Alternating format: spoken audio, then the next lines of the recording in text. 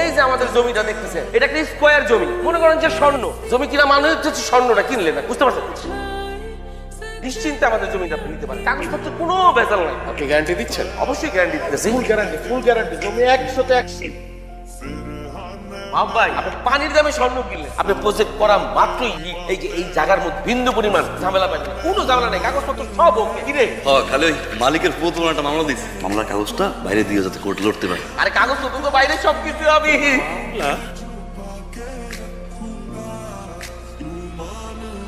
আরে ভাই আমি কি বুঝছি, আমার তো মুখ দিয়ে ভাই হয়ে গেছে ভাই। ভাই খারাপ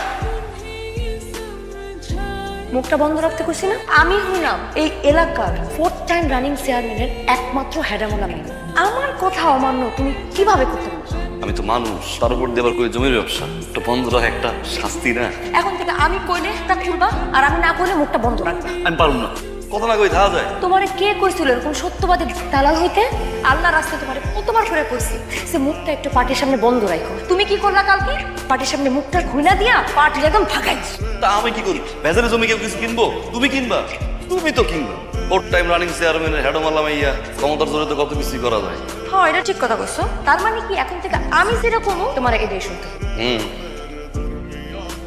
বাপের কথা কত বলে তো বাপ সামনে এসেছে। তুমি যাও এখন যাও।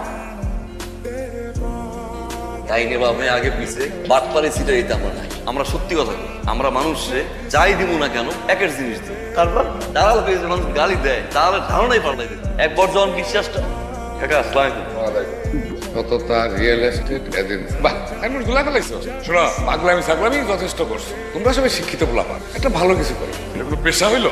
কাকা দালাল সম্পর্কে কিন্তু আপনার ধারণা নাই। দালাল মানে হচ্ছে তৃতীয় ব্যক্তি। এখন এই তৃতীয় ব্যক্তি সম্পর্কে সমাজে আসলে কিছু অসৎ মানুষ একটা ভুল ধারণা জন্মাইছে। সেই ভুল ধারণাটাই আসলে আমরা ভাঙতে চাই, তো তা আর স্ব ইচ্ছা নেই। ওই তৃতীয় ব্যক্তি যে, সেই কিন্তু লাভের লোক। তা গত বছর তোমাদের লাভ কত হয়েছে? লাভ করতে হবে কাকা, 80,000 লস। এবার বুঝো, বড় বড় কথা খায়া খালি লসের খাতাটা বাড়াইছে, বুঝছো? কাকা আপনার লাভ কত হয়েছে? আমার আবার কিসের লাভ? ওই যে কম্বলের, গত বছর 3,500 পিস কম্বল চুরি করছিলেন না, ওই কম্বলের ব্যবসা। কি ব্যাপার এত সস্তা শুনতে? তোমার জন্য একটা খবর আছে। তার আগে কো আমার লেগে কি আনছো? টিপের পাতা? সাদা শুধু সারা যেরকম আসমানটা ফাঁকা, সেটা মনে হয় তোমার কম্বলটা ফাঁকা। ফাঁকা না, আমার কপালটা ফাটা। এটা লাগায় দেখো, তারপর কপালটা যদি জোড়া লাগাই দিতে পারো। এত কিছু বুঝি না। আমি খালি বুঝি কপালে সুন্দরতা আর এই মানুষটা। আচ্ছা তুমি এত সুন্দর কে? মাঝে মাঝে তোমার দিকে তাকাই থাকলে কি মনে হয় জানো? তোমার ওই দুই চোখের দিকে তাকাই থেকে নিজের দম নিজে আটকাইয়া নিজেই মারা যায়, আর যাওয়ার আগে বইলা যায় সুইসাইড ফর ইউ বেবি। এই সুন্দর মানুষটার জন্য তার আব্বা বিয়ার পাত্র ঠিক করছে। পছন্দ হইলে আংটি পরাই দিয়ে যাবে। এখন তুমি ভাইবা দেখো, দমটাকে আটকায় রাখবা নাকি সাইরা দিবা? কি হয়েছে বা? মন খারাপ? তুলির বিয়ে ঠিক হয়েছে মা, তুলির বিয়ে হয়ে যেতেছে। বিয়া ঠিক হয়েছে মানে বিয়ের ডেট হয়েছে, বিয়া তো হয় নাই। মন খারাপ করিস না বাপ, আমি চেয়ারম্যানের লগে কথা, মন খারাপ করিস না ভাই সাহেব। আমি মা হিসাবে একটা নিশ্চয়তা আপনাকে দিতে পারি যে আপনার মেয়ে ভাতে কাপড়ে আদরে সম্মানে কোনো কমতি হবে না। ভাবি সাহেব, আপনাদের পরিবারকে আমি চিনি। আপনার ছেলেও মাশাল্লাহ 10-এ 10 পাওয়া ছেলে। কিন্তু ভাবি সাহেব, স্বর্ণের গয়না বানাইতে যেমন খাইট দিতে হয়, তেমনি সমাজে চলতে গেলে একটু সত্য মিথ্যার আশ্রয় নিতে হয়। আপনার ছেলে যদি সেরকম হইতে পারে তাহলে আমার কোনো আপত্তি নাই। তাহলে আগামী জোৎস্না ইনশাল্লাহ আমার মেয়েদের তার হাতে তুলে দিই। আলহামদুলিল্লাহ। মিষ্টি খাও। কেন? আমার বিয়ে না। থাক, আব্বা কি করছে মনে আছে? শোনা একটু খাত থাকা না। আজকের পর থেকে সত্য ভুলে যাও, খালি মিথ্যা কইতে হবে। আর যদি মিথ্যা কথা কইতে ভুলে যাও না, আমারও ভুলে যাও। সত্য কই তো ব্যবসা লস খাওয়ান যায়, তোমার হারান যায়। থাকলাম আজকে থেকে মিথ্যার উপরে, বিশ্বাস হইতেছে না? না। দেখবা কও। আমি তোমার ভালোবাসি। কি কইলা? তুই দেখতে মোটেও সুন্দর না। কি কইলি? তুমি খাটো। আমি খাড়ো, আর তুই কি তাইলে? আরে ভাই মিথ্যা করতে পারবি না, মিথ্যা কোনো বলা ব্যাপারই না। ভাই কি কইতেছে? তে কথা কোনো ব্যাপারই না। ওয়াইদুল একটা কথা কত আমার, কখন কি মিথ্যা গবা এটাকে আগে থেকে সাজাই রাখো। ইনস্ট্যান্ট ভাই ইনস্ট্যান্ট। আপনি এই মাত্র আমারে প্রশ্ন করেন, তোর দিতেছে। বেচা কিনার খবর কি তোমার? ভাই ভয়াবহ। ঠিক আছে, মশা মারার টাইম পাইতেছি। মিথ্যার ভয়াবহ খেলা। কি মিথ্যা চর্চা চলতেছে? ভালো ভালো, মিথ্যা হইলো চর্চার বিষয়। যত বেশি চর্চা তত বেশি সফল। ও কাকা চেয়ারম্যান সাহেব, গত মাসে ঘুম তো পাইলাম না। সব খয়রাতি চলতেছে, বুঝছো? দেখি আগামী মাসে তোমার কিছু দিতে পারি কিনা। কাকা মানুষজন তো কও করতেছে যে 5 টন আইছে নাকি? এসব মিশা কথা কে কয়? 4 দিন 5 দিন পরে এসব কথা তোমার কে কয়? এসব গুজব কে ছড়ায়? হ্যালো, তাই তার মানে একটা মাইছে মিথ্যা গেলাম প্র্যাকটিস করলাম যদিও গমের শক্তিটা বাইরে গেছে কিন্তু আরাম পাই নাই শান্তিটা পাই নাই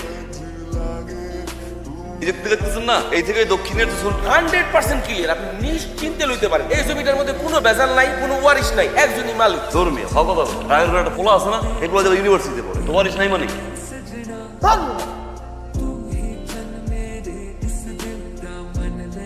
এত রাতের বেলা আমার না ছটফট ছটফট লাগতেছে কেমন জানি আমি না ঘুমাইতে পারতেছি না কেন? আমি বাটপারি মিথ্যা কথা কওয়া মানুষের ঠকানো এগুলো আমার দিয়ে হবো না আমার কথাটা শুনো, নতুন নতুন তো এই জন্য তোমার কাছে এরকম লাগে। তুমি এখন বাসায় যেয়ে ঘুমাও। আমার একটু জড়াই তোর বা